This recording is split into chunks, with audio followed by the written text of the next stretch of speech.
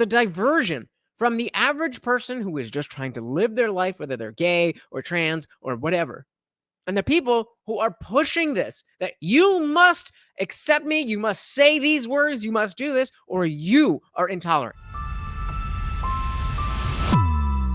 All right, welcome back to the party, everybody. I am here with my co-host Morty, and I am Lutch, aka the Indian Jesus, here to resurrect the second coming of common sense. Let's party. We did this last week, and you guys seem to enjoy it, so we have another episode of Things South Park Got Right, courtesy of the Daily Wire. Let's dive into it. This one's a personal favorite. Here we go. Al Gore in Man Bear Pig. Hello. Super cereal. It's getting late, boys. Why don't you get in the car and I'll drive you all home? Okay, Mr. Marsh. Be safe. Hello? Hello, this is Al Gore. Oh, man. Hi, Mr. Gore. I was the vice president. I know. Can you and your friends make it to an emergency Man Bear Pig meeting tomorrow morning? I have some evidence he could be in this area. It's super Look, cereal. I'm sorry, but we're all kind of busy. Oh, I get it. You don't believe me either. No, it's not that. Yes, it is. I don't. Nobody believes me. I'm trying to warn everybody and nobody takes me serial. I'm super serial. I don't know how that one predicts the future, but okay.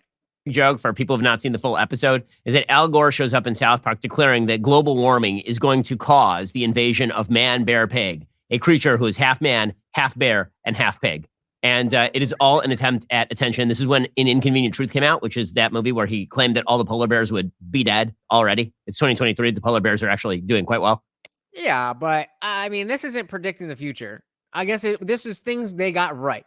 Before, it was what they predicted. This was after Al Gore and that whole thing happened. So, all right, well. And so South Park was making fun of the fact that the dude cannot get off the world stage and is taking private jets to warn people about Man Bear Pig.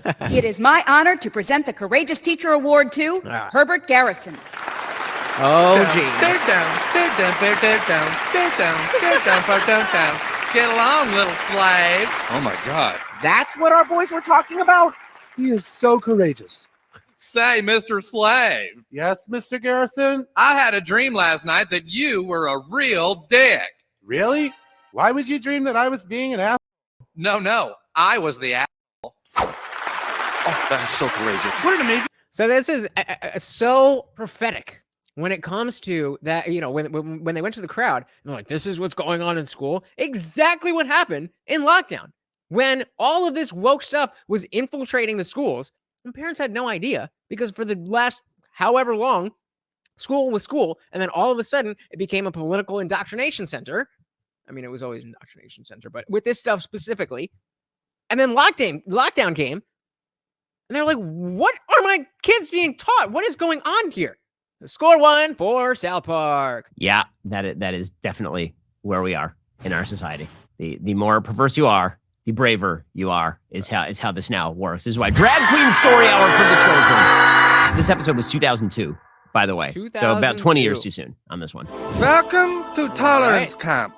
You are here because you would not accept people's differences. I remember this. I love how it's in black and white for Schindler's List. Because you refuse to accept the life choices of your fellow man.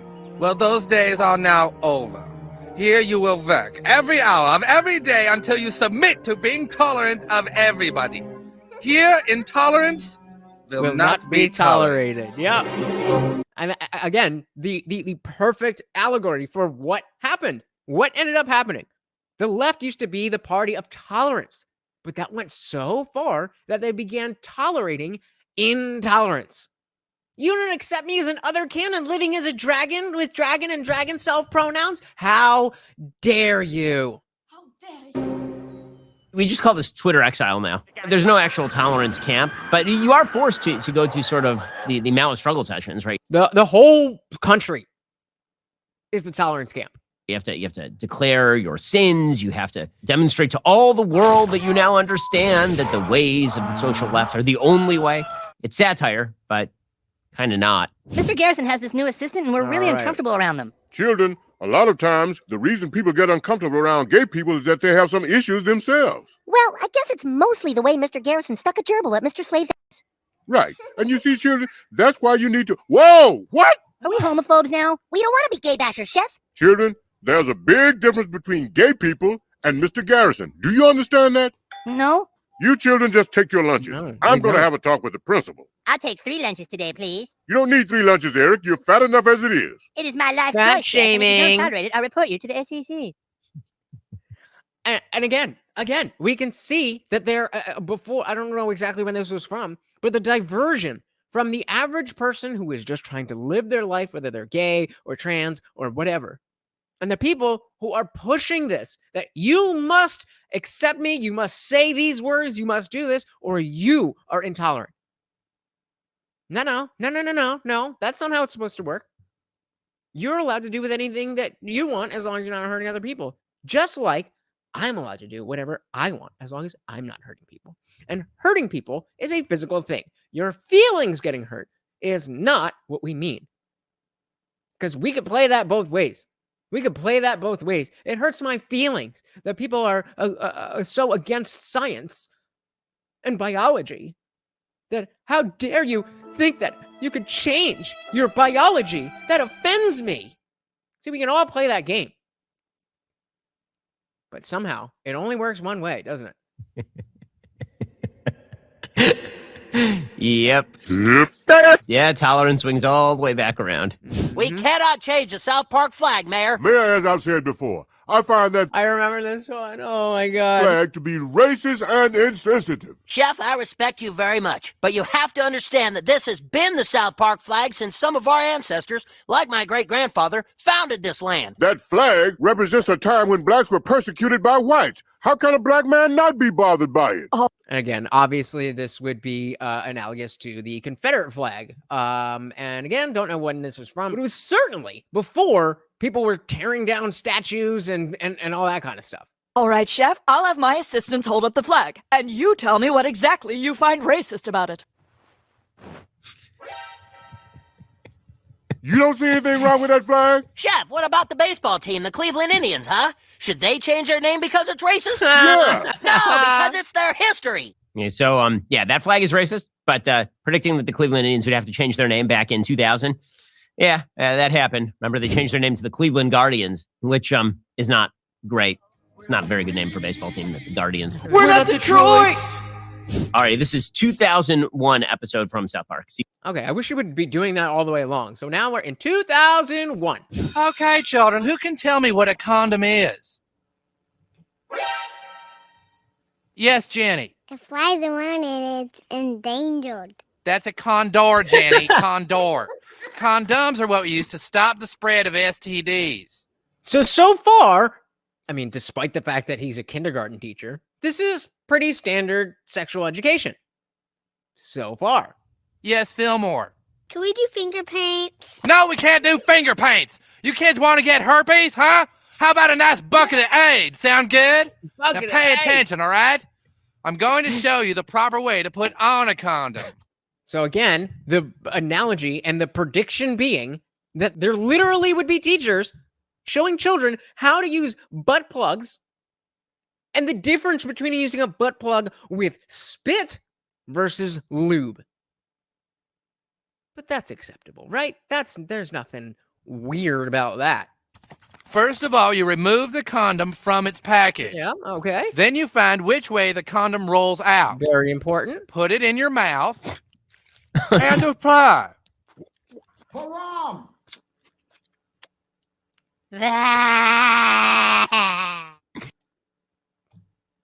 Exactly what happened. Exactly what is happening right now. This is from 2001. It was funny at the time because of how ridiculous it was. But no. Go ahead and tell me how we haven't slipped down a slippery slope. can you see the direct line between this and Drag Queen Story Hour for the Kiddies? We must teach all kindergarten children that they are gender fluid. And it's also to protect them. It's to protect them, you see. It's always to protect the children that we have to pervert them and destroy their lives. And that's why. That's why. Yeah, you don't get that? Come on, bigot. We can't just let them be innocent. We have to protect them from the possibility of STDs when they're in kindergarten. And that goes directly to, we have to make them choose their own gender when they're 4. It's really important. Some things never change. Sex isn't something that should be taught in textbooks and diagrams. Sex is emotional and spiritual. It needs to be taught by family. Okay, so there we have the again. I wish I knew when exactly this episode was from, but hey, that sex should be taught by the family. I know it can be hard, parents, but if you leave it up to the schools to teach sex to kids, you don't know who they're learning it from. It could be someone who doesn't know, someone who has a bad opinion of it, or even a complete pervert. What? Why did you pan to me just now? What the hell is that supposed to mean? Do I need to say anything? Do I need to say anything? Hashtag libs of TikTok. Wow, Chef. There you go. There you go. Chef is a wise man. This episode is from 1997. All right. Wow. We're going all the way back to the 90s. Were you even alive in the 90s? Who here was born after 1997? If you were born after 1997, I want to know in the comments. Episode titled Mr. Hanky, the Christmas Poo. It's like Shakespeare. And now, South Park Elementary presents the happy, non-offensive, non-denominational Christmas play with music and lyrics by New York minimalist composer Philip Glass. As I turn and look into the sun, the rays burn my eyes. What the hell is this? My thoughts exactly. This is horrible! This is the most god-awful piece of crap I've ever seen. Hey, you're the ones who made it this way. Fact check true.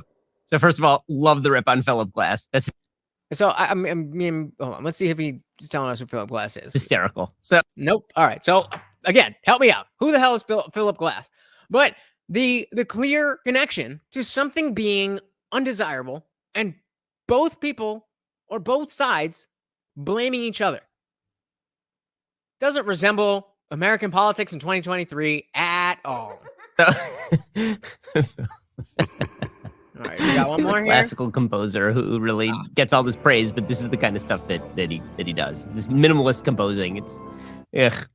Fair enough. And I love it. I love that you have to remove all the joys that nobody's offended, and what you end up with is just nihilistic, dark garbage. Life is pain. Life is only pain.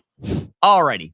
So that's another, fun little thing. You guys really seem to enjoy the last time we went over those. So, and I don't have the team to go through an entire series of the show to pick out, the moments where they predicted the future. So thank you again to Ben Shapiro and the Daily Wire for putting those together for us. Hopefully you guys enjoy that, because I do not have any grand, enlightening thing to add to that. It's just another fun little video. Thank you to my co-host Morty, and I have been your host Lutch, aka the Indian Jesus, here to resurrect the second coming of common sense. Until next time, guys, we are out of here. Peace.